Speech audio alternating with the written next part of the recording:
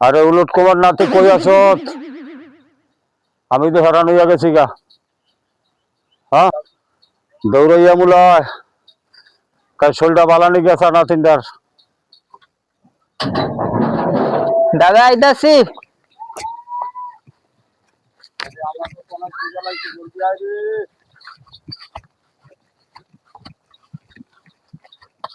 দাদা কি হইছে, ডাকলা কে রে? আরে শেফালির শোলটা তো জ্বর আছিল, বালানা জ্বর, চাইতে কি একবার ডাক্তার টাক্তার লাগলে তো আনা লাগবো।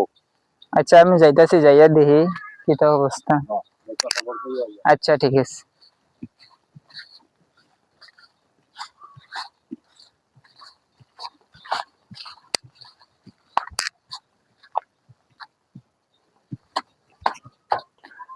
দাদারে গিয়ে খবরটা জানাই আই। দাদা শেফালির তো জ্বর উঠে গেছে। আরে কি কোস, আমার নাতিনের জ্বর উঠে গেছে, ডাক্তার নিয়ে আসে এই মুহূর্তে। তো ডাক্তার নিয়ে আই আমি। হ্যাঁ যাও।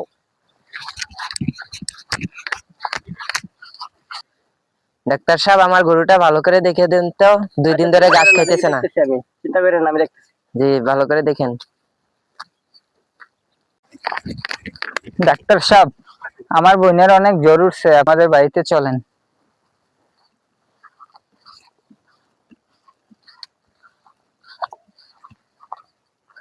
আমি তো গরু ডাক্তার, মাঝে চিকিৎসা কেমনে করি? আচ্ছা যাই হোক, আমার ঘরে তো চাল ডাল নাই, তো একটু দেখে আসি।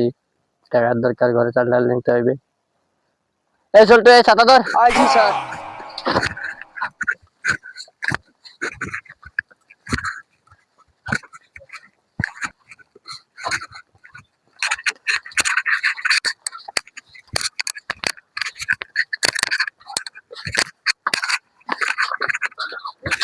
ডাক্তার সাহেব এই যে আমার বোন, দেন তো। আচ্ছা দেখি, পাড়া উল্টাও।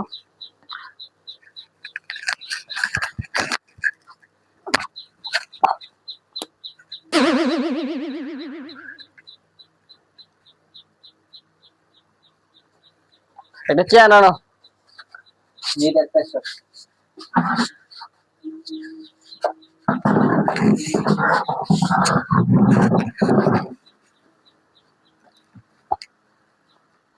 দেখি বোন তোমার হাতটা।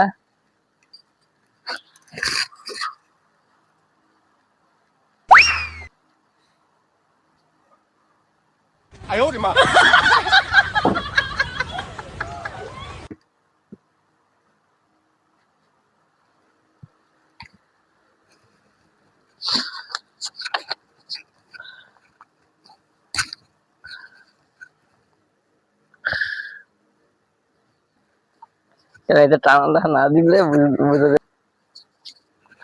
এই ওষুধগুলো না নিয়মিত খাওয়াইও। জি ডাক্তার সাহেব। চলো তোমার দাদার কাছে যাই।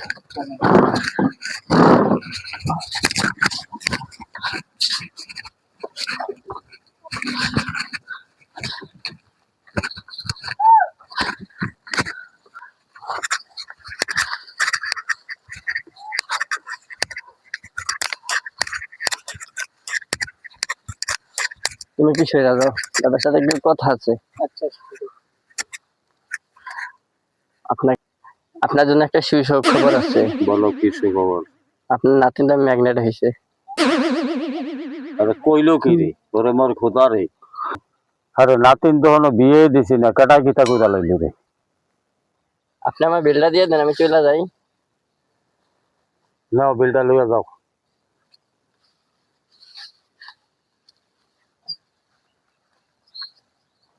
আর এই ঘটনা কে করলো এটা তো দেখতে হবে।